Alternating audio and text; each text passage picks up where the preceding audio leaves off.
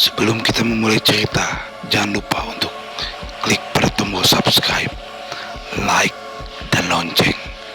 Tinggalkan juga komentar agar channel ini terus berkembang. Selamat mendengarkan.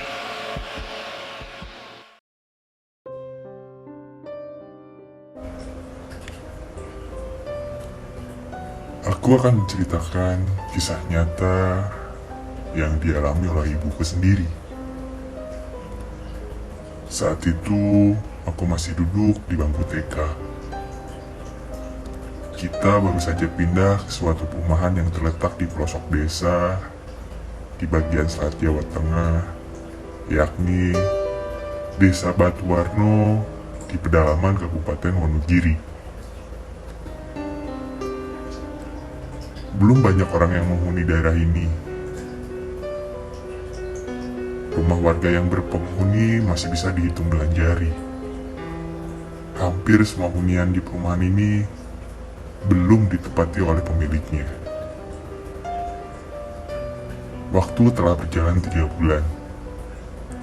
Keluarga kami mulai mengenal beberapa orang yang berada di kawasan ini, seperti tukang sayur, tukang pijat, tetangga, maupun tukang ojek. Saat itu kami sedang dalam keadaan genting.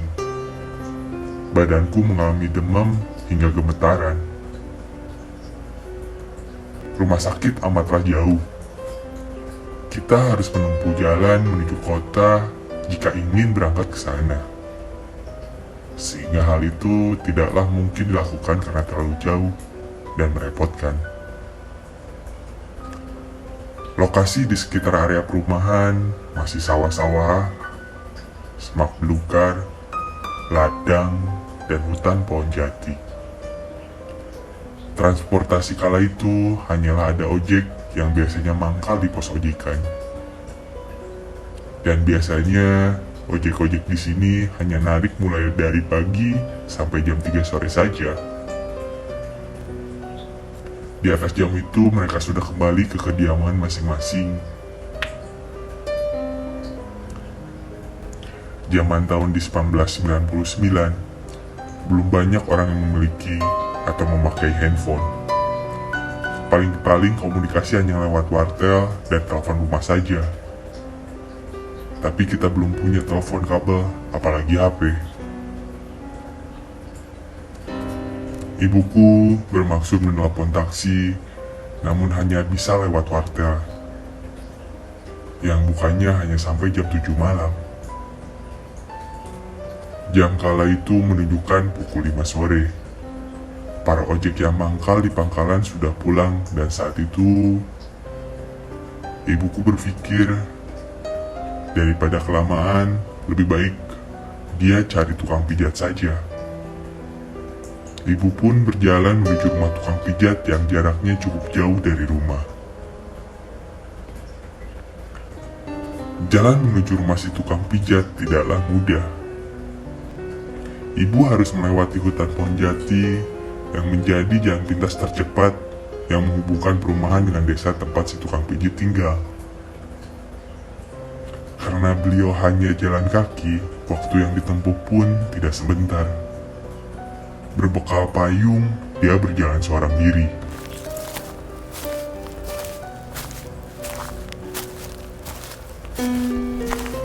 Di tengah perjalanan, hujan gerimis pun datang.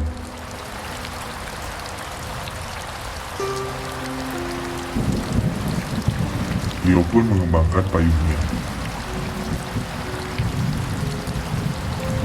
Saat melewati hutan pohon jati dan hampir sampai ke perkampungan desa sebelah, beliau mendengar suara kakek-kakek memanggilnya. Nak, nak, tolong mbah.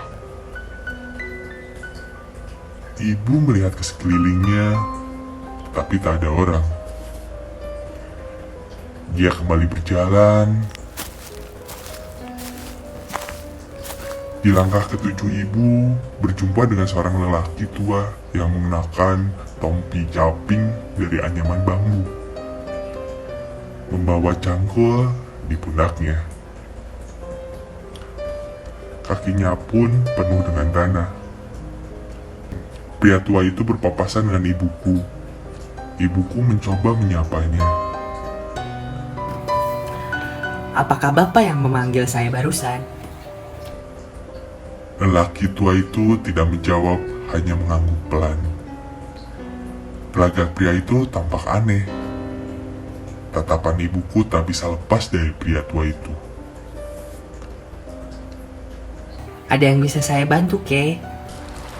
Tanya ibu sambil memayunginya juga.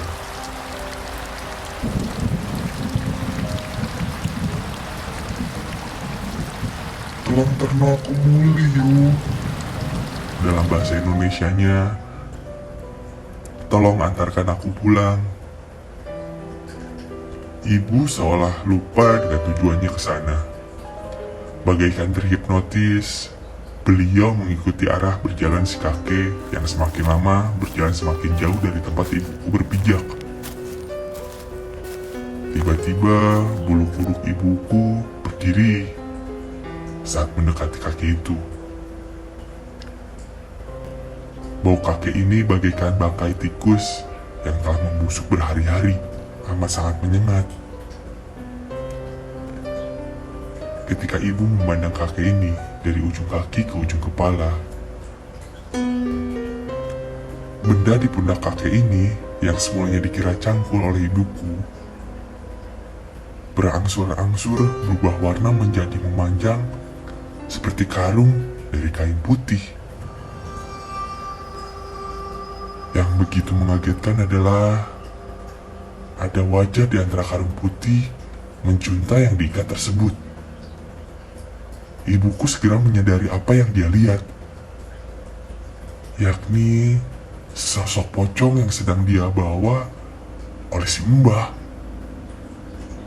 Pria itu memandang wajah ibuku. Wajahnya sangat menyeramkan. Matanya penuh dengan belatung. Rona mukanya pucat dan membiru di separuh bagian wajahnya. Si kakek pun tersenyum lebar, diiringi suara yang sendu. Badan ibu lemas seketika, terkulai lemah, tak berdaya di bawah pohon jati. Tenggorokan ibu serasa tercekat tanpa bisa mengeluarkan suara. Badannya bergemetar, keringat bercucuran. Berharap apa yang dilihatnya hanyalah mimpi. Tapi sayangnya apa yang dia saksikan benar-benarlah nyata. Pria itu menyanyikan tembang Jawa yang suaranya sangat kencang, membuat orang yang mendengarnya seolah terpaksa ditarik untuk menuju alamnya. Beruntung kali itu suara azan maghrib berkumandang. Lelaki tua itu menghilang beserta dengan benda yang misterius yang dipanggul di pundaknya. Mungkin dia pulang ke alamnya. Ibuku tak sanggup berdiri. Beliau akhirnya berteriak meminta tolong. Tolong, tolong, tolong. Untungnya ada warga yang akan pergi ke masjid yang mendengarnya. Beliau pun digotong menuju perkampungan warga yang sudah terlihat di ujung jalan. Ibu ditanyai oleh warga dan bilang mau ke rumah si tukang pijit. Warga pun mengantarnya ke sana. Sesampainya di rumah si tukang pijit, beliau menceritakan semuanya beserta maksud kedatangannya ke sana. Akhirnya, ibu diantar pulang naik sepeda motor oleh si tukang pijat, sambil diberi nasihat untuk tidak lewat tempat itu lagi. Sebab hutan pohon jati itu memang sudah tak diragukan kemistisannya. Penampakan sosok petani itu telah banyak diketahui warga. Untung saja ibu segera menyadari bahwa yang dilihat itu bukan manusia. Banyak warga yang hilang beberapa hari dan mengaku diajak oleh Mbah Ruri main ke tempatnya begitu kembali. Ucap si tukang pijat. Konon katanya, sosok petani tua itu dulunya bernama Mbah Ruri. Dia dulu manusia biasa, hidup di kawasan perkampungan yang sama dengan si tukang pijat. Mbah Ruri tinggal hanya bersama cucu semata wayangnya. Namun cucunya meninggal di usia yang masih kanak-kanak. Di hari pemakaman cucunya, Mbah Ruri tidak rela jika cucu kesayangannya tersebut meninggal. Dia kembali membongkar makam sang cucu untuk dibawa pulang jasadnya. Saat itu penduduk sudah melarang keras perbuatan Mbah Ruri, tetapi dia tetap mengotot. Beberapa hari kemudian, dia menyusul cucunya dengan jalan mengakhiri hidupnya sendiri. Beliau dimakamkan di pemakaman yang letaknya tidak jauh dengan hutan pohon jati.